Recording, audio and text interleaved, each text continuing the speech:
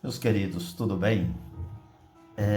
Eu hoje quero lhes convidar para refletirmos sobre a superabundante graça, aqui no programa Luz para os Meus Caminhos.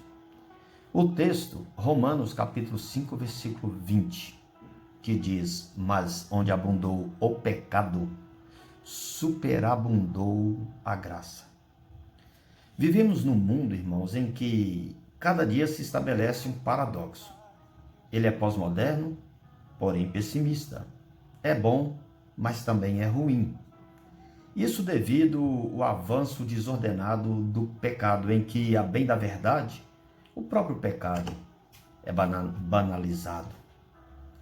Os valores são invertidos, onde a amoralidade reina, onde vale a pena ser desonesto, ser malandro, ser corrupto, onde o que importa é levar vantagem, onde o que vale é o que dá certo, é o que funciona, independente dos meios ou dos caminhos.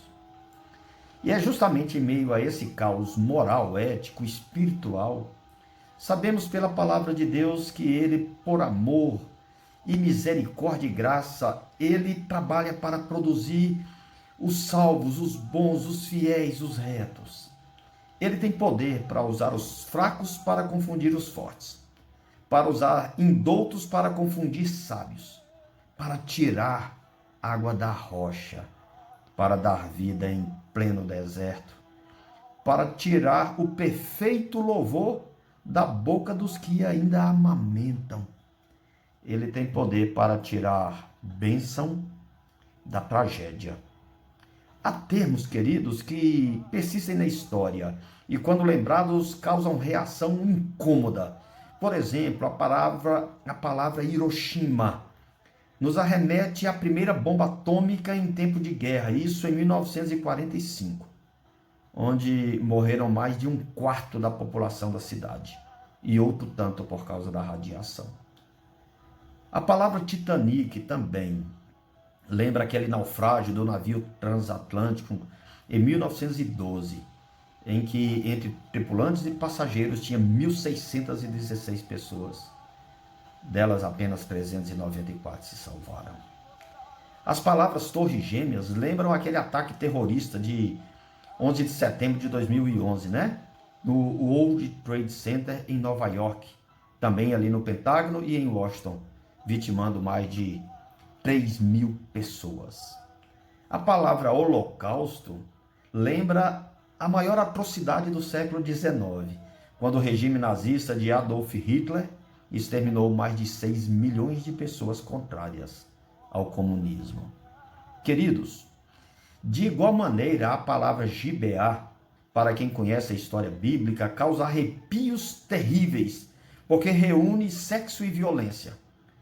1500 anos antes de Cristo, diz a história bíblica, alguns homens bissexuais da cidade de Gibeá, impedidos de ter relações com um levita de passagem pela cidade, abusaram de sua mulher durante toda a noite, causando a morte da jovem senhora.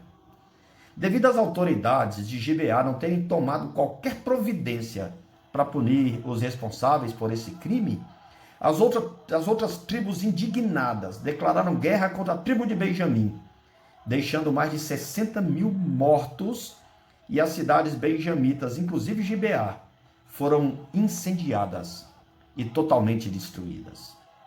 Daquela chacina só sobraram 400 rapazes, que mais tarde vieram a se casar com moças de Jabes de Gileade, sobreviventes de uma outra chacina.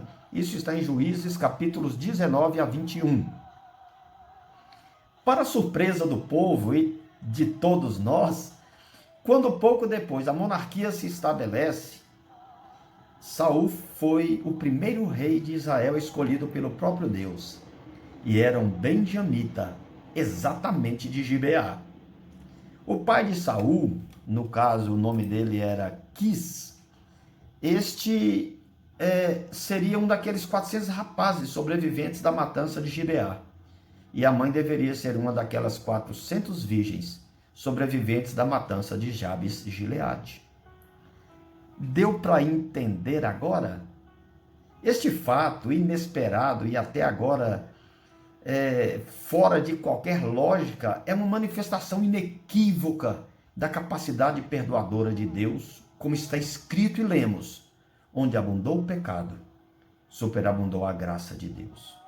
Sabe o apóstolo Paulo, o maior de todos os teólogos cristãos e o mais notável missionário da igreja? Ele também era benjamita. É esta a lição.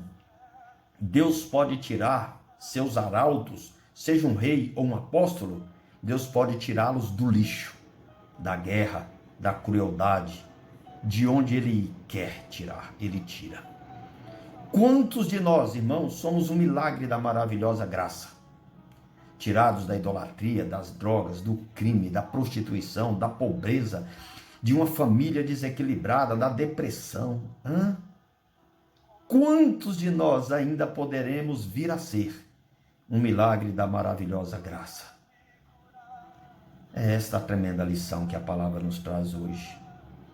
Há pecado, há guerra, há tristeza, há depressão, há tudo isso.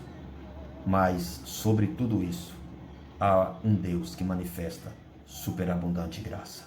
O Senhor os abençoe.